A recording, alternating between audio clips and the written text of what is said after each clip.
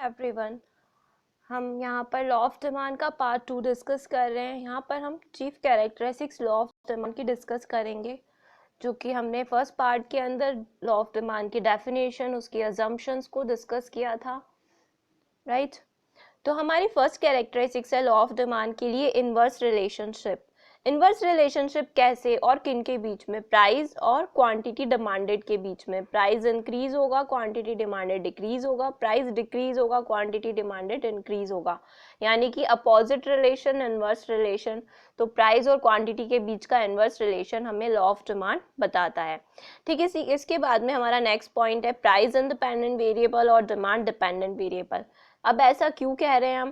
क्योंकि प्राइस और डिमांड जो है वो एक दूसरे से, हम इन दोनों का रिलेशन देखते हैं, पर किसके बेस पर देखते हैं? प्राइस में चेंज होने का इफेक्ट हम डिमांड पर देखते हैं, यानी डिमांडेड क्वांटिटीज पर देखते हैं। तो प्राइस के अंदर चेंज होने का इफेक्ट डिमांड पर देखा जाता है, ना कि डिमांड में चेंज होने का इफेक्ट प्राइस पर। तो प्राइस पर चेंज होने का इफेक्ट डिमांड में जो देखा जाता है, तो इसीलिए हम कहते हैं डिमांड इंडिपेंडेंट वेरिएबल है और प्राइस डिपेंडेंट वेरिएबल है, राइट। हमारा थर्ड पॉइंट है other things being constant. Other things हमें अच्छे से लर्न हो चुकी है। Goods, related goods, substitute and complementary goods की बात हो रही है, इनकम ऑफ कंज्यूमर की बात हो रही है, एक्सपेक्टेशंस की बात हो रही है, फ्यूचर प्राइजेस के रिगार्डिंग, और साथ ही टेस्ट एंड प्रेफरेंस की बात हो रही है कंज्यूमर के। तो ये सभी चीज़ें कांस्टेंट रहती है, इनमें से सब इक्वल रहती है एक दूसरे की, कोई भी इंक्रीज या डिक्रीज नहीं होती है। तो ये हमारा थर्ड कैरेक्टरिस्टिक एक्सप्लेन करना चाहता है। इसी के साथ फोर्थ है हमारी क्वालिटेटिव स्टेटमेंट। अब क्वालिटेटिव स्टेटमेंट कैसे होता है लॉ ऑफ डिमांड कि हमने देखा कि प्राइस इंक्रीज हो रही है, ठीक है, और क्वांटिटी डिमांडेड डिक्रीज हो रहा है, ये हमारा लॉ ऑफ डिमांड बताता है। तो प्राइस हमारा मान लीजिए 10% इंक्रीज हो रहा है, तो क्वांटिटी डिमांडेड कितना परसेंट इंक्रीज हो रहा है, ये हमें law of demand, quantity demanded कितना परसेंट डिक्रीज हो रहा है, ये हमें लॉ ऑफ डिमांड नहीं बताता है। ये कौन बताता है हमें? ये हमें इलास्टिसिटी ऑफ डिमांड से पता चलता है, जो कि हमारा नेक्स्ट टॉपिक है। तो ये जो चीज़ है, क्योंकि हमें यहाँ पर क्वालिटेटिव डाटा मिल रहा है, क्वांटिटेटिव डाटा नहीं मिल रहा है, मात्रात्मक डेटा नहीं मिल रहा है हमें, इसीलिए इसे हम गुणात्मक अध्ययन क्वालिटेटिव स्टेटमेंट कहते हैं। आई होप आपको ये चीज़ क्लियर हो गई है। हमारा लास्ट पॉइंट है it concern with the certain period of time. अब ये एक सर्टेन पीरियड ऑफ टाइम से कैसे कंसर्न होता है? हमने पढ़ा था डिमांड के 3 एलिमेंट्स होते हैं, क्वांटिटी डिमांडेड, प्राइस और टाइम।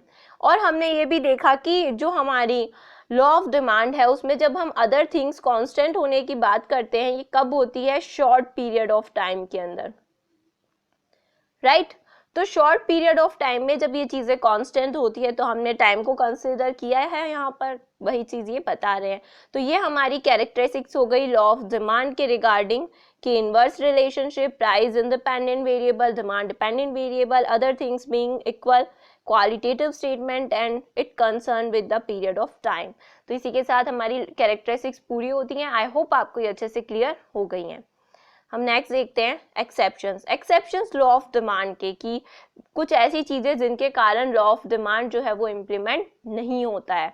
तो हमारा फर्स्ट एक्सेप्शन है गिवन गुड्स। अब गिवन गुड्स क्या होती हैं, तो आइए इसे देखते हैं।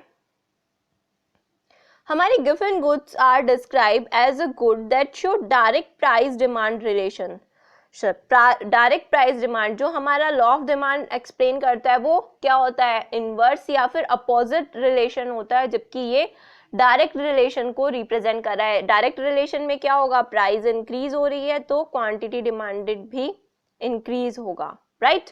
तो demand for goods increase with an increase of its prices, right. तो ये क्या करता है? लॉ ऑफ डिमांड का अपोजिट इनवर्स है। When the price of good falls, consumer do not purchase it more. जब प्राइस ऑफ गुड्स गिरने लगते हैं, फॉल होते हैं, तो कंज्यूमर क्या करते हैं? इसे ज़्यादा परचेज नहीं करते, वो क्या करते हैं? उसके बेटर अल्टरनेटिव पर शिफ्ट हो जाते हैं।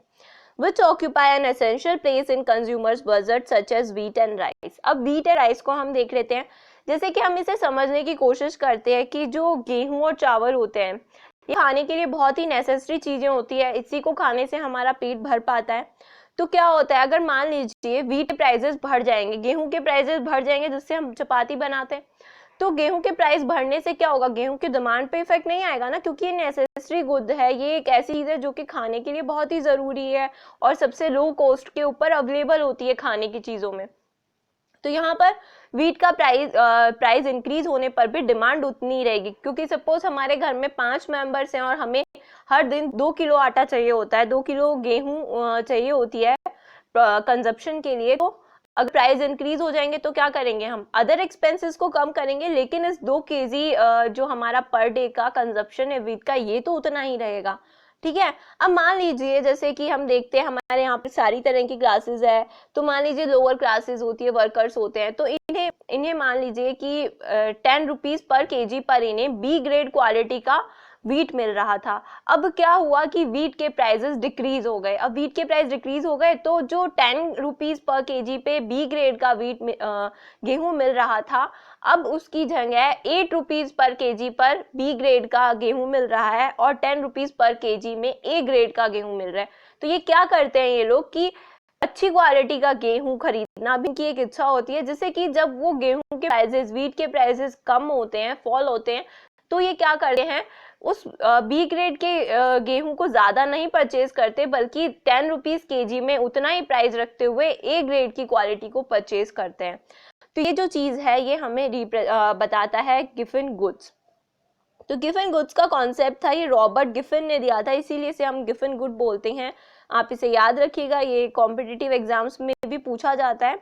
अब गिफन गुड्स का एग्जाम्पल जो रिसर्च थी ये ब्रिटिश वर्कर्स के ऊपर की थी, सर रॉबर्ट गिफन ने। उन्होंने कैसे रिसर्च की थी कि उन्होंने देखा था कि जो वहाँ के वर्कर्स थे वो ब्रेड का कंजप्शन करते थे रूटीन में, तो जो ब्रेड के प्राइसेस जब इंक्रीज हो गए थे तब भी वो लोग ब्रेड को पहले जितनी ही क्वांटिटी में परचेज कर रहे थे, बढ़ी हुई प्राइसेस पर। ऐसा नहीं था कि उन्होंने ब्रेड की डिमांड को कम कर दिया हो, ऐसा बिल्कुल नहीं था। और अगर ब्रेड के प्राइसेस कम हो रहे थे तब भी वो पहले जितनी ही क्वांटिटी ब्रेड की परचेज कर रहे थे। ऐसा नहीं था कि ब्रेड के प्राइस कम हो गए तो उन्होंने अपनी डिमांडेड क्वांटिटी को बढ़ा दिया होगा। ऐसा क्यों?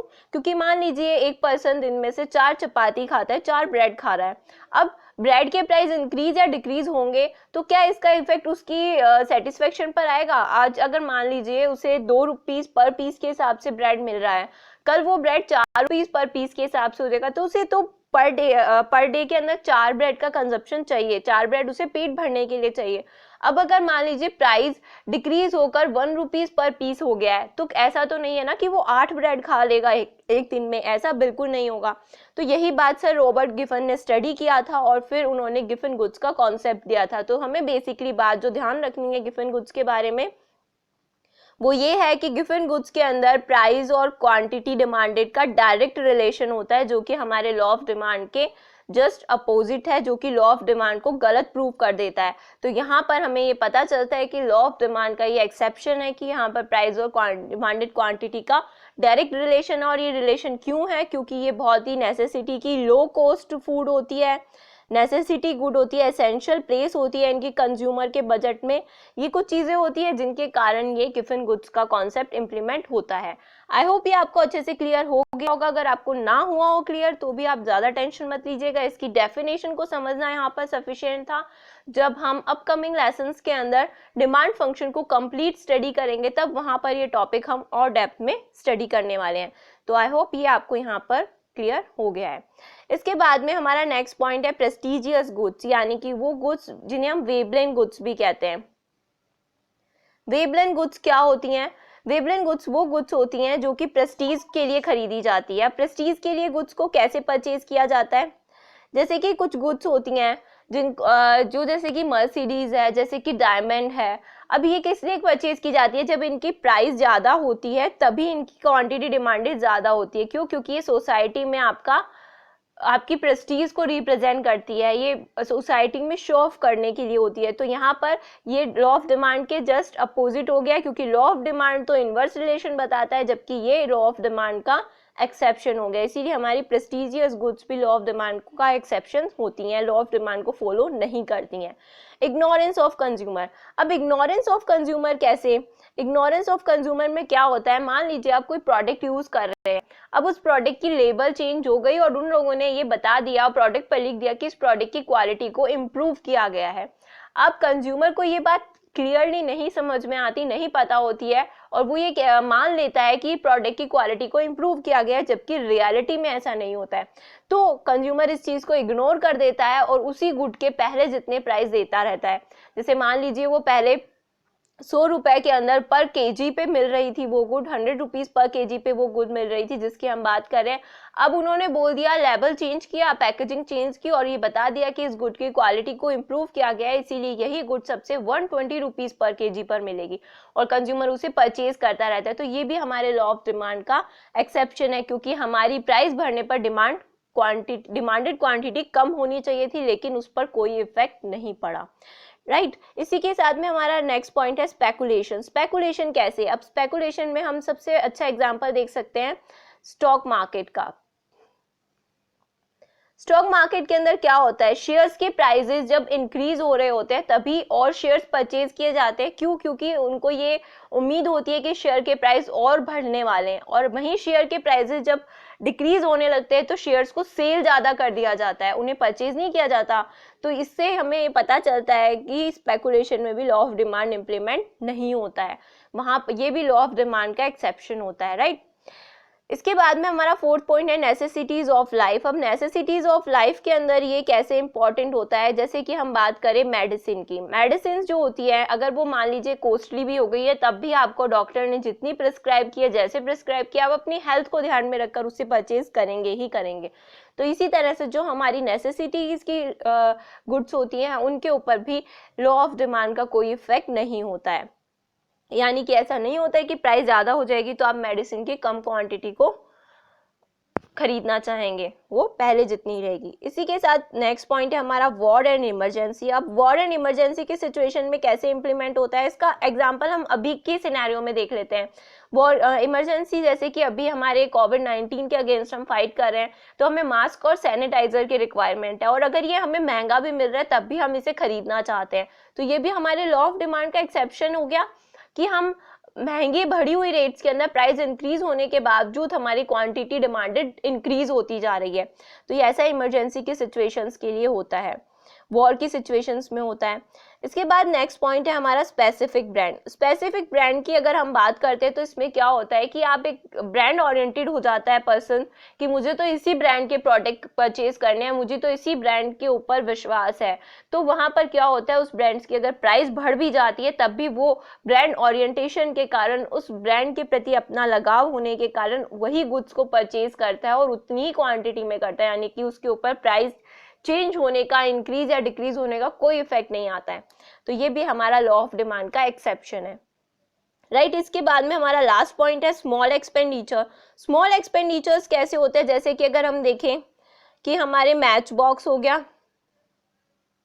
राइट, और इसी के साथ में हमारा सॉल्ट हो गया है, तो इनके ऊपर हमारे टोटल एक्सपेंडिचर्स का बहुत ही छोटा पार्ट एक्सपेंड होता है, खर्च होता है। तो हमें कोई ज़्यादा फर्क नहीं पड़ता अगर 10-20% इनके रेट्स बढ़ भी जाते हैं या कम भी हो जाते हैं, हम पहले जितनी ही क्वांटिटी को परचेज करते रहते हैं।